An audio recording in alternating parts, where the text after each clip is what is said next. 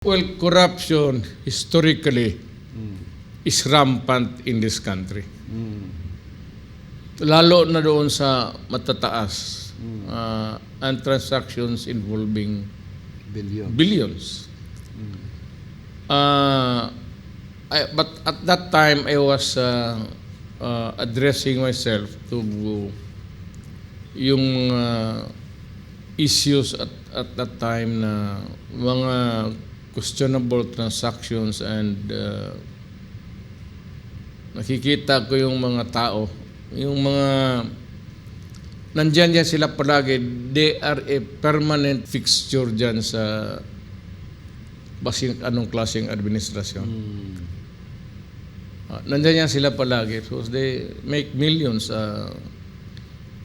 Apparently, greed has no limits.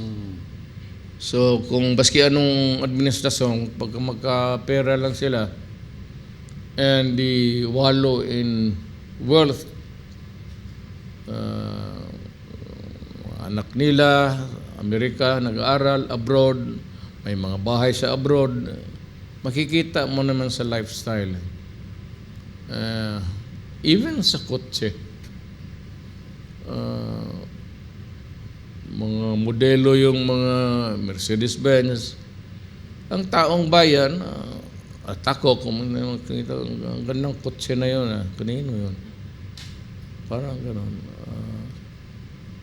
But mga professional, they tend to flaunt it actually.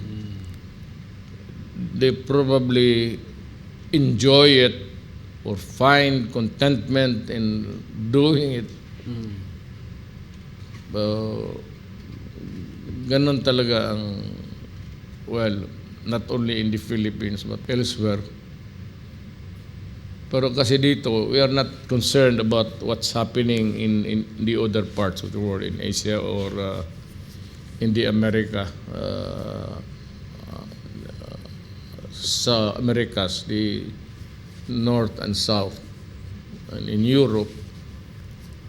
So we limit ourselves now because of this is a very dynamic and troubled world. It would be good just to stay focused on what ails our country. Hanggang dito lang muna tayo. Huwag tayong makialam dyan sa ibang ano. Unahin natin yung atin.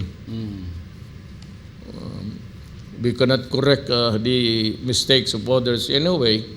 It's not our problem.